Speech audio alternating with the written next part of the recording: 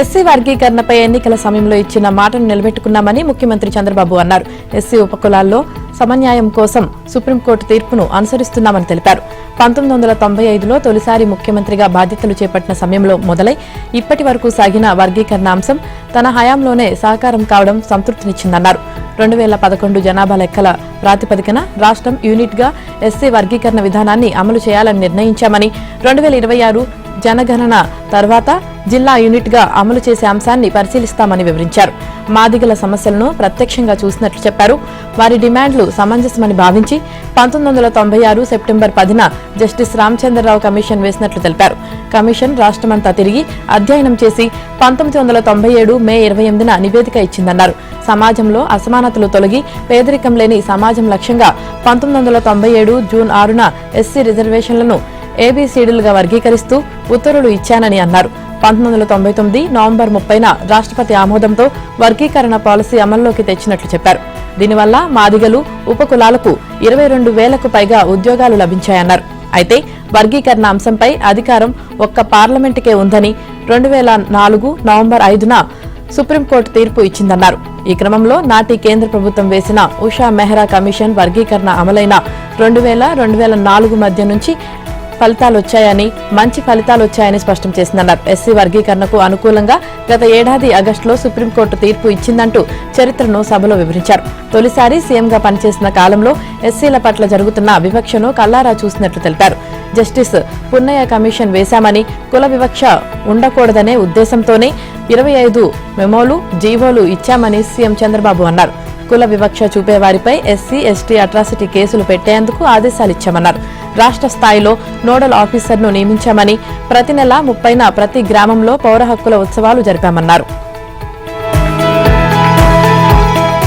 గత జగన్ ప్రభుత్వంలో ఏ వనరులు, మార్గాలు వదలకుండా దోచుకున్నారు. మద్యం, ఇసుక, గనుల్లో వేల కోట్లు దోపిడీ చేసినట్లు ఆరోపణలు రాగా జగన్ పత్రికకు ప్రజల సొమ్ము 100 కోట్లు పంచిపెట్టారు.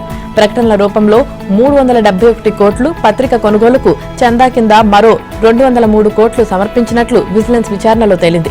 దోచిపెట్టడంలో కీలక సూత్రధారి నటి సమాచార శాఖ కమిషనర్ తుమ్మా విజయ్ కుమార్ రెడ్డి నిబంధనలు ఉల్లంఘించి మరీ ఆయాచిత లబ్ధి చేకూర్చినట్లు విజిలెన్స్ విచారణలో తేలింది. సమాచార శాఖను అడ్డుపెట్టుకుని జగన్ మీడియా సాగించిన విచ్చలవిడి దోపిడీ బట్టబయలింది. అడ్డగోలుగా వ్యవహరించిన విజయ్ కుమార్ రెడ్డి ఉచ్చు బిగుస్తోంది. గత ప్రభుత్వంలో 5 ఏళ్లు సాగించిన దోపిడీపై విజిలెన్స్ అండ్ ఎన్ఫోర్స్మెంట్ సమగ్ర విచారణ జరిపి ప్రభుత్వానికి నివేదిక సమర్పించింది.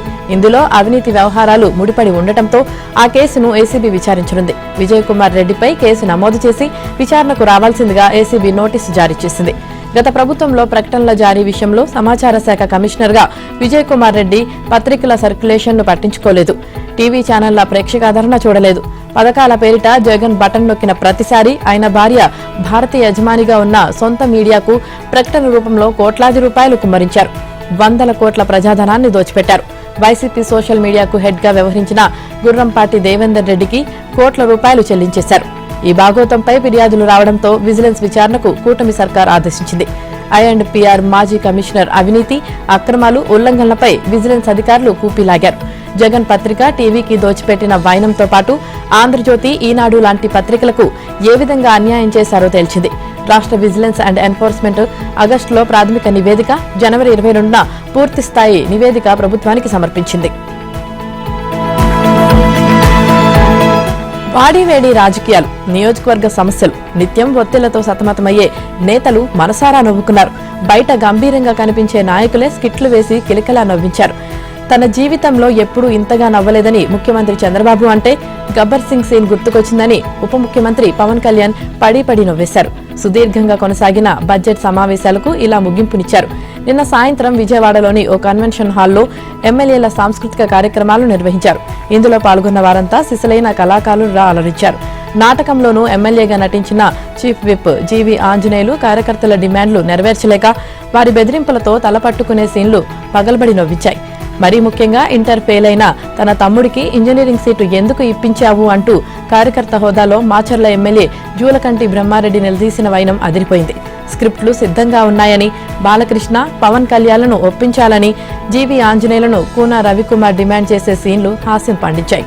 తమ నియోజకవర్గ అమ్మాయికి మీ నియోజకవర్గ అబ్బాయితో పెళ్లయిందని, కాపురానికి మాత్రం రానంటున్నాడని, మీరే నైతిక బాధ్యత తీసుకుని అతన్ని పంపించాలంటూ జీవిని విష్ణుకుమార్ రాజు కోరే తీరు నవ్వులు పూయించాయి. ఇక ఎక్కడికి వెళితే అక్కడ అసందర్భ పాటలు పాడి దెబ్బలు తినే పాత్రలో బీజేపీ ఎమ్మెల్యే ఈశ్వర్రావు, ఆయనను భరించే ఎమ్మెల్యేగా విజయ్ కుమార్ కడుపుబ్బ నవ్వించారు. తమ కురువంశము ఏనాడో కులహీనమైందంటూ సుయోధనుడి పాత్రలో డిప్యూటీ స్పీకర్ రఘురామరాజు అదరగొట్టారు. పల్నాటి బాలచంద్రుడి పాత్రలో మంత్రి గందుల దుర్గేష్ చమక్కుమనిపించారు. వీరితో పాటు పలువురు ఎమ్మెల్యేలు తమ ప్రతిభను చాటుకున్నారు. కొంతమంది సభ్యులు ఎవరికీ కనిపించకుండా అసెంబ్లీకి వచ్చి హాజరు పట్టికలో సంతకాలు చేసి వెళ్లిపోతున్నారంటూ స్పీకర్ అయ్యన్న పాత్రుడు వైసీపీ ఎమ్మెల్యేలపై మండిపడ్డారు. దొంగల్లా వచ్చి వెళ్తున్నారని, మిమ్మల్ని ప్రజలు ఎన్నుకున్నారు, మీరంతా ఎమ్మెల్యేలు, దొంగల్లా వచ్చి సంతకాలు పెట్టాల్సిన కర్మ ఏమొచ్చిందని, గౌరవప్రదమైన ఎమ్మెల్యే స్థానంలో ఉండి ఇలా చేయడం కరెక్టు కాదన్నారు. హాజరు పట్టికలో సంతకం చేసి సభకు ముఖం చాటేయడం వారి గౌరవాన్ని తగ్గించింది తప్ప పెంచలేదన్నారు. నిన్న శాసనసభ ప్రశ్నోత్తరాల సమయంలో వైసీపీ సభ్యులు బాల నాగిరెడ్డి, బి విరూపాక్షి కర్నూలులో గ్రీన్ కో ప్రాజెక్టుపై అడిగిన ప్రశ్న వచ్చింది. ఈ ప్రశ్నకు జవాబు చెప్పినట్లుగా స్పీకర్ ప్రకటించారు. బడ్జెట్ సమావేశాల ప్రారంభం నుంచి వైసీపీ సభ్యుల నుంచి వస్తున్న ప్రశ్నలకు ఆయన అలాగే ప్రకటిస్తున్నారు. నిన్న మాత్రం సీరియస్ అయ్యారు. ప్రశ్నోత్తరాల మధ్యలో కీలకమైన విషయాన్ని సభ్యుల దృష్టికి తీసుకొస్తున్నట్లు సభలో ప్రకటించారు. ఈ సభలో సభ్యుల దృష్టికి ఒక విషయం తీసుకురావాల్సిన అవసరం ఉందని, ఈ సమావేశాల్లో దురదృష్టవశాత్తు దాదాపు 25 ప్రశ్నలకు సభలో సమాధానాలు లభించలేదన్నారు. ప్రతిపక్షానికి చెందిన గౌరవ సభ్యులు ప్రశ్నలు వేస్తున్నారని, కానీ సభకు రావడం లేదన్నారు. వారు ప్రశ్నలు వేయడం వల్ల సభలో ఉన్న మరో 2 సభ్యులకు మాట్లాడే అవకాశం పోతుందన్నారు. సభకు ఎన్నికైన సభ్యులు సగౌరవంగా సభకు రావాలని, అసెంబ్లీకి వెళ్లి తమ సమస్యలపై మాట్లాడమని ప్రజలు వారిని ఎన్నుకున్నారని చెప్పారు. ఇదే సమయంలో ఎవరికీ కనిపించకుండా కొంతమంది సభ్యులు అసెంబ్లీకి వచ్చి హాజరు పట్టికలో సంతకాలు చేసి వెళ్లిపోతున్నారని అన్నారు. మద్యం కుంభకోణం కేసులో అరెస్టు నుంచి రక్షణ కల్పించాలని వైసీపీ ఎంపీ మిథున్ రెడ్డి చేసిన అభ్యర్థనను హైకోర్టు తోసిపుచ్చింది. ఈ వ్యవహారంపై పూర్తి వివరాలు సమర్పించాలని సిఐడిని ఆదేశిస్తూ విచారణను సోమవారానికి వాయిదా వేసింది. ఈ మేరకు న్యాయమూర్తి జస్టిస్ టి మల్లికార్జునరావు నిన్న ఉత్తర్వులు ఇచ్చారు. పిటిషనర్ తరపున సీనియర్ న్యాయవాది టి నిరంజన్ రెడ్డి వాదనలు వినిపించారు. పిటిషనర్ పార్లమెంట్ సమావేశాలకు హాజరు కావాల్సి ఉందని, ఆయన్ను ఏ నిమిషంలోనైనా సిఐడి పోలీసులు అరెస్టు చేసే ప్రమాదముందని, మధ్యంతర ముందస్తు బెయిల్ ఇవ్వాలని అభ్యర్థించారు. వివరాలు సమర్పించేందుకు సమయం ఇవ్వాలని, విచారణను వాయిదా వేయాలని సిఐడి తరపున పిపి మెండ లక్ష్మీనారాయణ కోరారు. అందుకు అంగీకరించిన న్యాయమూర్తి విచారణను సోమవారానికి వాయిదా వేశారు. చెన్నైలో టీటీడీకి చెందిన శ్రీ వెంకటేశ్వర స్వామి ఆలయ సిబ్బంది తీరు రోజురోజుకు వివాదాస్పదమవుతుంది. ఇప్పటికే ఆలయంలో విక్రయించాల్సిన లడ్డూలను కొందరు సిబ్బంది వీఐపీల ఇళ్లకు తీసుకువెళ్లి పంచుతున్నారని ఆరోపణలు ఉండగా, తాజాగా విదేశీ కరెన్సీ వ్యవహారంలో చేతివాటం ప్రదర్శించడం వెలుగులోకి వచ్చింది.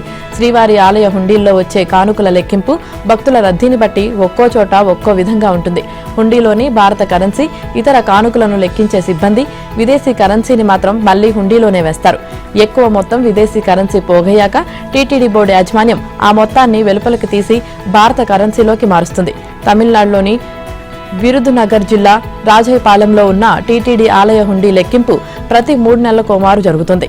గతేడాది అక్టోబర్ 23న ఆలయంలో పరకామణి జరిగింది. టీటీడీ చెన్నై ఏఈఓ పార్థసారథి, అసిస్టెంట్లు M Srinivasulu, C Bala Srinivasulu, OS G Munikumar, vigilance అధికారి ఎం రామకృష్ణ ఆధ్వర్యంలో హుండీని లెక్కించారు.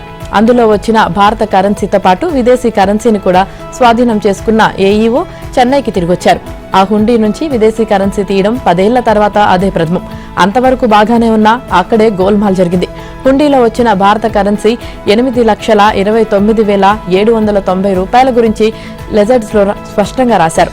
కానీ ఇతర కానుకలు ఏమీ లేవంటూ ఆ కాలం నిలువునా గీత కొట్టేశారు. ఆ పత్రంపై ఏఈఓ, విజిలెన్స్ అధికారి, 2 సిబ్బంది సంతకాలు చేశారు. ఆ లెడ్జర్ కాపీని తిరుమలకు పంపేశారు. ఇందులో విదేశీ కరెన్సీ వివరాలు తెలిపే కాలాన్ని మాత్రం ఖాళీగానే ఉంచారు.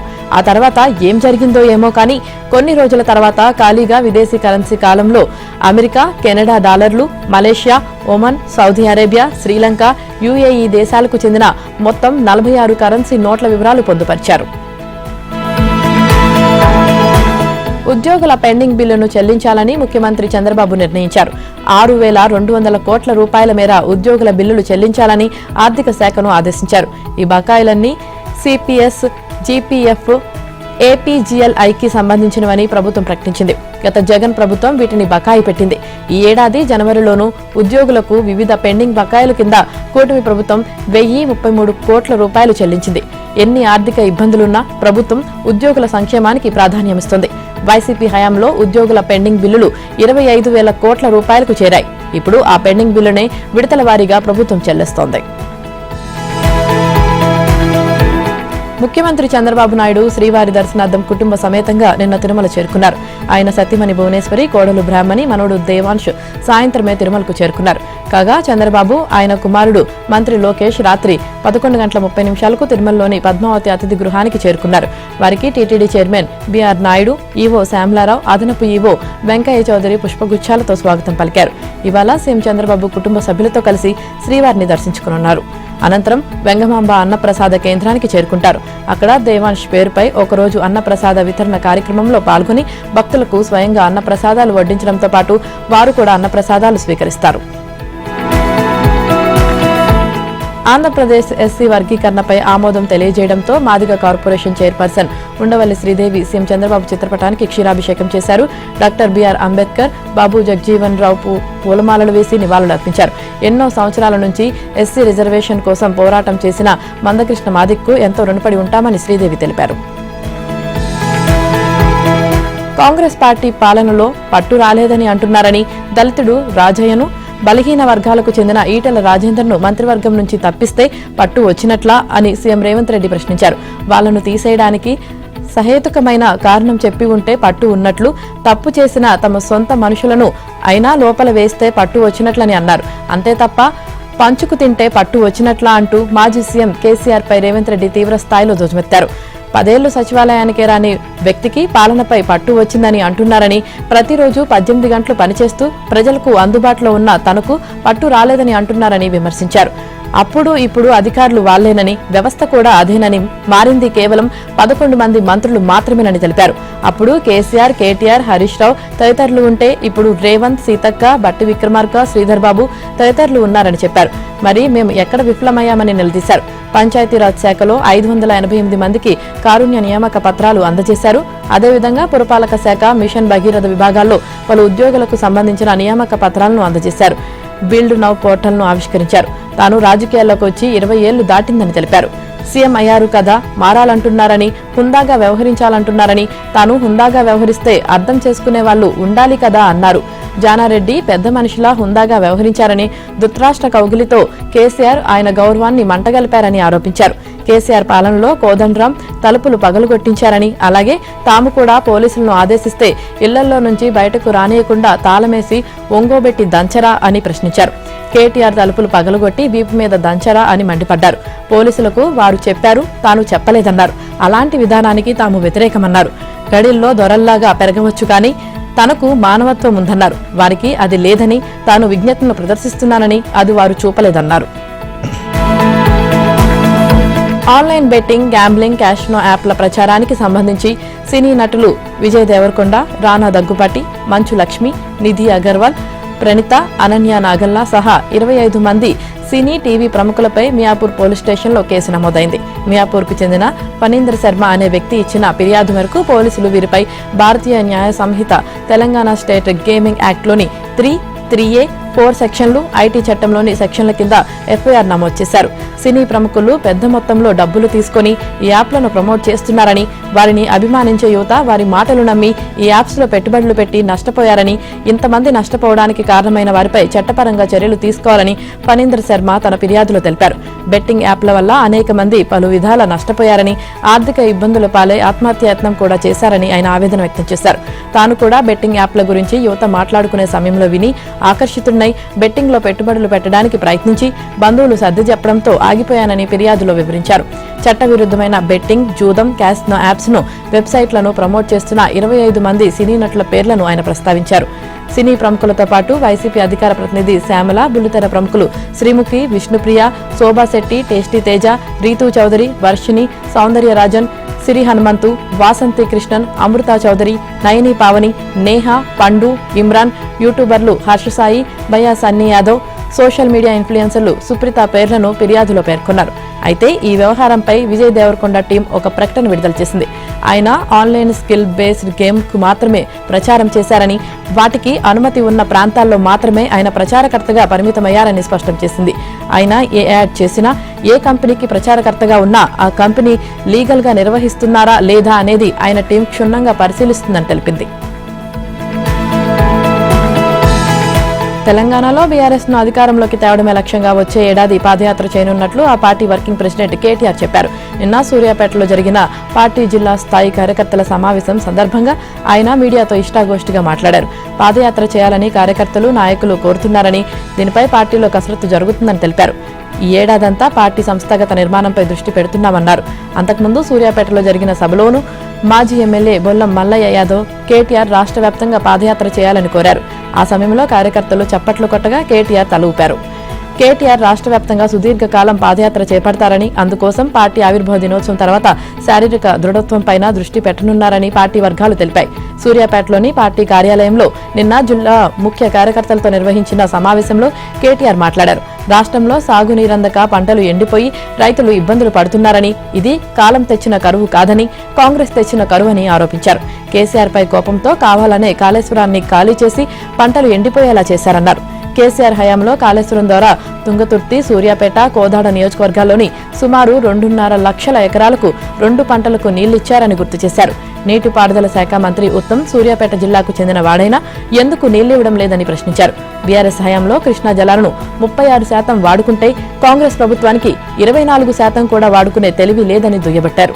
రాష్ట్రంలో బీఆర్ఎస్ ను లేకుండా చేసేందుకు కాంగ్రెస్, బీజేపీ కుట్ర పన్నుతున్నాయని అన్నారు. సీఎం రేవంత్ ను కాపాడుతున్నది బండి సంజయ్, కిషన్ రెడ్డి అని ఆరోపించారు. అవినీతిపై ఆధారాలతో కేంద్రానికి ఫిర్యాదు చేసినా పట్టించుకోవడం లేదన్నారు. మే 7వ తేదీ నుంచి 24 రోజుల పాటు తెలంగాణలో మిస్ వరల్డ్ 2025 పోటీలు జరగనున్నాయి. ప్రపంచవ్యాప్తంగా 140 దేశాల నుంచి అందగత్తెలు ఈ పోటీల్లో పాల్గొంటారు. మే 10న గచ్చిబౌలి ఇండోర్ స్టేడియంలో ఆరంభ వేడుకలు జరుగుతాయి.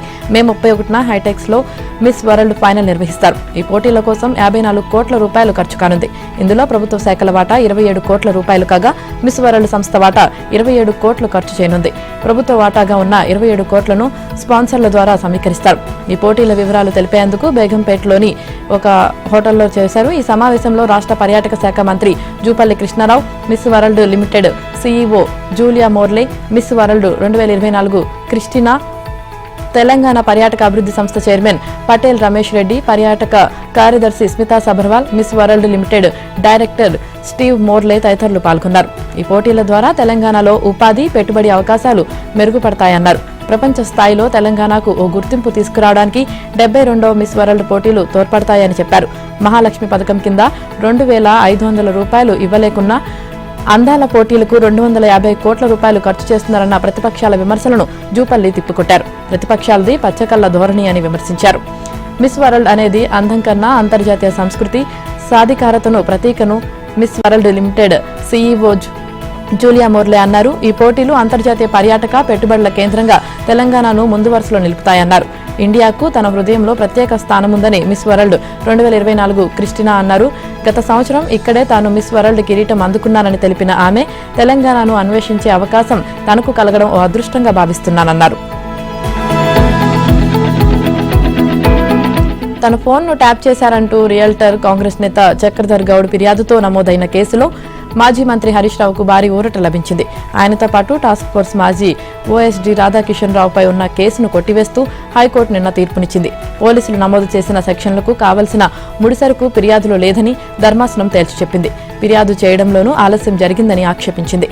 కేసు పూర్వాపరాల్లోకి వెళ్తే ఫార్మర్స్ ఫస్ట్ ఫౌండేషన్ పేరుతో సిద్దిపేట నియోజకవర్గంలోనూ సేవా కార్యక్రమాలు చేస్తూ అసెంబ్లీ ఎన్నికల్లో ప్రత్యర్థిగా పోటీ చేశారనే కక్షతో హరీష్ రావు తనను చిత్రహింసలకు గురిచేశారని, చంపుతానని బెదిరించడమే కాకుండా తనతో పాటు తన కుటుంబ సభ్యుల ఫోన్లను ట్యాప్ చేయించారని పేర్కొంటూ రియల్టర్ కాంగ్రెస్ నేత చక్రధర్ గౌడ్ గత ఏడాది డిసెంబర్ 1న పంజాగుట్ట పోలీసులకు ఫిర్యాదు చేశారు. పోలీసులు ఈ మేరకు కేసు నమోదు చేసుకుని దర్యాప్తు ప్రారంభించారు. అయితే ఇది తప్పుడు కేసు అని, దీన్ని కొట్టివేయాలని కోరుతూ హరీష్ రావు, రాధాకిషన్ రావు వేరువేరుగా హైకోర్టులో క్వాష్ పిటిషన్లు దాఖలు చేశారు.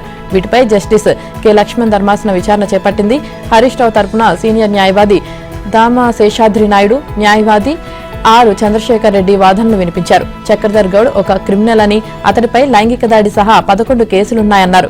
రైతులను పంచిపెట్టేందుకు ఆయనకు కోట్ల రూపాయలు ఎక్కడి నుంచి వచ్చాయని, ఇది రాజకీయ కక్షతో సీఎం రేవంత్ రెడ్డి పెట్టించిన కేసు అని అన్నారు. తప్పుడు ఆరోపణలతో నమోదు చేసిన ఎఫ్ఐఆర్ను కొట్టివేయండని ధర్మాసనాన్ని కోరారు.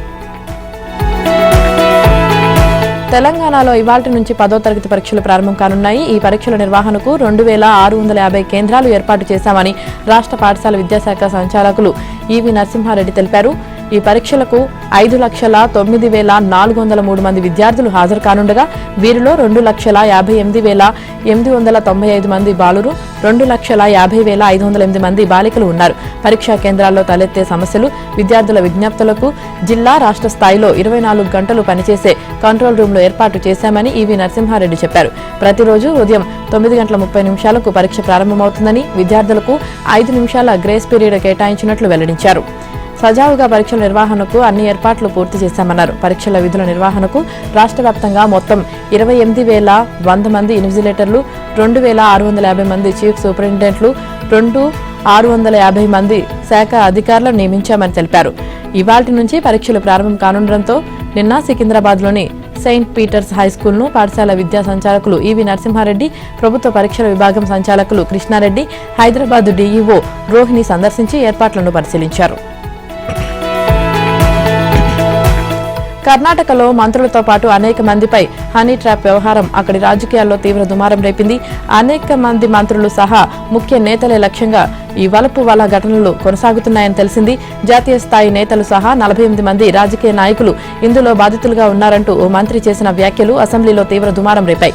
దీనిపై విచారణ జరిపించాలని అధికార, విపక్ష పార్టీ సభ్యులు డిమాండ్ చేసిన నేపథ్యంలో అందుకు సిద్ధంగా ఉన్నట్లు ప్రభుత్వం ప్రకటించింది. రాష్ట్రానికి చెందిన అనేక మంది రాజకీయ నేతలు హనీ ట్రాప్లో చిక్కుకుపోయారని కర్ణాటక సహకార శాఖ మంత్రి కెఎన్ రాజన్న అసెంబ్లీలో చెప్పడం తీవ్ర చర్చనీయాంశమైంది. తనకు తెలిసినంత వరకు కనీసం 48 మంది ఇందులో బాధితులుగా ఉన్నారని మంత్రి తెలిపారు. సీడీలు, పెన్ డ్రైవ్లో వారి అసభ్య వీడియోలు ఉన్నాయన్నారు. ఇది ఏ ఒక్క పార్టీకో పరిమితమైన విషయం కాదన్నారు. అధికార పక్షంతో పాటు విపక్షానికి చెందిన వారు ఈ బాధితుల్లో ఉన్నారని అన్నారు. ఈ వ్యవహారంపై ఉన్నత స్థాయి దర్యాప్తు అవసరమన్న ఆయన దీనిపై హోంశాఖకు ఫిర్యాదు చేశానన్నారు. దీని వెనుక ఎవరు ఉన్నారనే విషయం బయటపడుతుందని, ప్రజలకు కూడా ఈ విషయాలు తెలియాలని మంత్రి రాజన్న స్పష్టం చేశారు. ఒక మంత్రిపై 2 సార్లు హనీ ట్రాప్ యత్నం జరిగిన విషయం వాస్తవమేనని మంత్రి సతీష్ అన్నారు. అయితే ఇది రాష్ట్రానికి కొత్త కాదని, రాజకీయ ప్రయోజనాల కోసం కొంతమంది వీటిని వాడుకుంటున్నారన్నారు. ఈ తరహా ఘటనలకు ముగింపు పలకాల్సిన అవసరం ఉందన్నారు. దీనిపై ఫిర్యాదు చేయాల్సిన సదరు మంత్రికి సూచించారని, వెంటనే దర్యాప్తు మొదలు పెడతామన్నారన్నారు. మరోవైపు ఈ వ్యవహారంలో ఎవరినైనా అరెస్టు చేశారో లేదోనన్న విషయం తనకు తెలియదని డిప్యూటీ సీఎం డీకే శివకుమార్ అన్నారు. దర్యాప్తు పూర్తయితే అన్ని విషయాలు బయటకు వస్తాయన్నారు. ఛత్తీస్గఢ్లో జరిగిన కాల్పుల్లో 22 మావోయిస్టులు మృతి చెందిన ఘటనపై కేంద్ర మంత్రి అమిత్ షా స్పందించారు. భారత్ను నక్సల్ రహిత దేశంగా మార్చేందుకు చేపట్టిన ఆపరేషన్లో ఇది మరో పెద్ద విజయమని అన్నారు. ప్రధాని నరేంద్ర మోదీ నేతృత్వంలోని కేంద్ర ప్రభుత్వం నక్సలైట్ల పట్ల కఠిన వైఖరి అవలంబిస్తుందని పేర్కొన్నారు. అన్ని విధాలుగా సౌకర్యాలు కల్పిస్తున్నా కొందరు మావోయిస్టులు లొంగిపోవడం లేదని అమిత్ షా అన్నారు. అలాంటి వారి పట్ల మోదీ సర్కార్ కఠిన వైఖరి అవలంబిస్తుందన్నారు. మావోయిస్టు ముక్త్ భారత్ అభియాన్లో సైనికులు మరో పెద్ద విజయాన్ని సాధించారన్నారు. ఛత్తీస్గఢ్లోని బీజాపూర్, కాంకేర్లో భద్రతా బలగాలు నిర్వహించిన 2 వేర్వేరు ఆపరేషన్లలో 22 మంది హతమయ్యారన్నారు. 2026 మార్చి 31 నాటికి దేశం మావోయిస్టు రహితంగా మారుతుందని ఎక్స్లో అమిత్ షా తెలిపారు.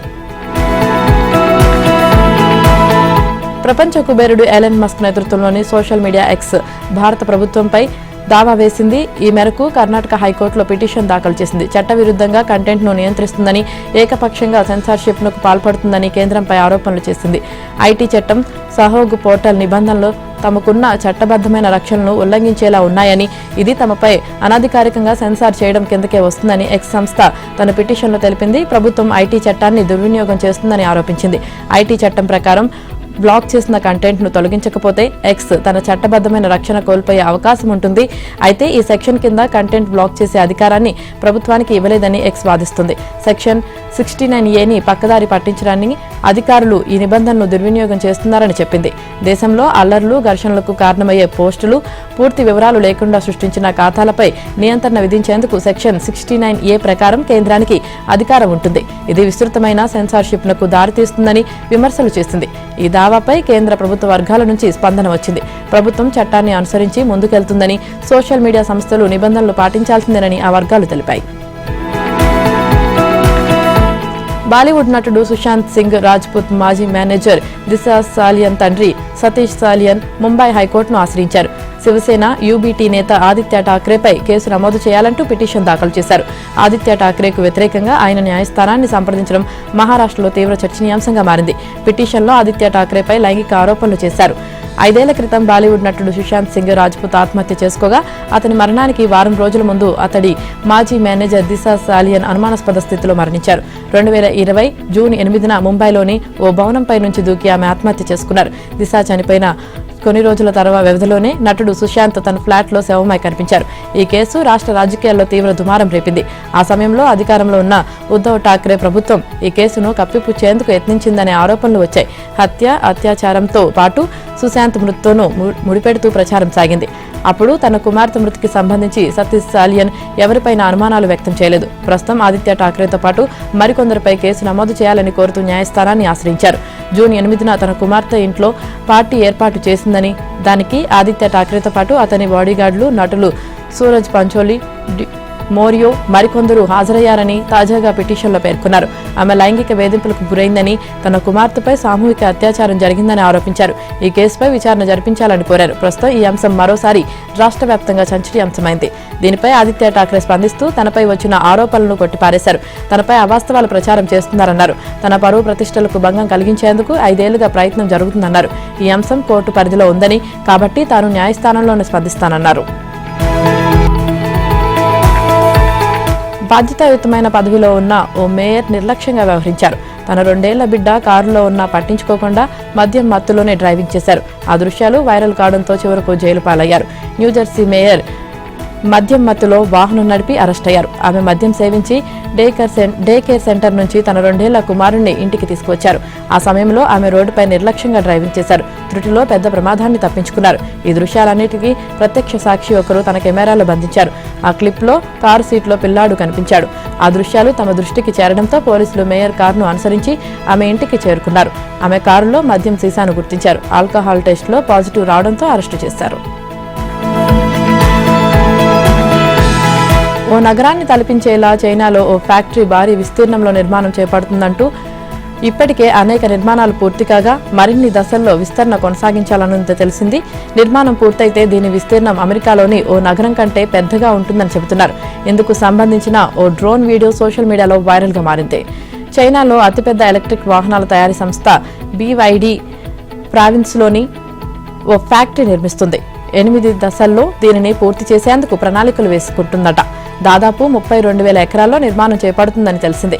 బ్లాక్ల వారీగా అనేక భవనాలు, ఓ ఫుట్బాల్ మైదానం, టెన్నిస్ కోర్టులు, వీటన్నిటిని అనుసంధానం చేస్తూ రోడ్లు, ఇలా అనేక సౌకర్యాలు కల్పించేందుకు పనులు ముమ్మరంగా కొనసాగుతున్నాయి. ఈ ప్రాజెక్టు పూర్తయితే అమెరికాలో శాన్ ఫ్రాన్సిస్కో నగరం కంటే పెద్దగా కనిపిస్తుందని అంచనా వేస్తున్నారు. ప్రముఖ భారతీయ చిత్రకారుడు MF హుస్సేన్ గీసిన ఓ పెయింటింగ్ అరుదైన రికార్డు సృష్టించింది. ప్రముఖ వేలం సంస్థ క్రిస్టీ న్యూయార్క్లో నిర్వహించిన వేలంలో హుస్సేన్ గీసిన అన్టైటిల్డ్ గ్రామ్ యాత్ర కళాఖండం 118 కోట్ల రూపాయలకు అమ్ముడుపోతుంది. దీంతో ఆధునిక భారత చరిత్రలో అత్యంత ఖరీదైన కళాకృతిగా ఇది రికార్డు సృష్టించింది. ఛాంపియన్స్ ట్రోఫీ విజేతగా నిలిచిన రోహిత్ శర్మ సారథ్యంలోని భారత జట్టుకు BCCI భారీ నజరానా ప్రకటించింది. టోర్నీ ఆశాంతం దుమ్ము రేపిన జట్టుకు 58 కోట్ల రూపాయలు ఇవ్వనున్నట్లు తెలిపింది.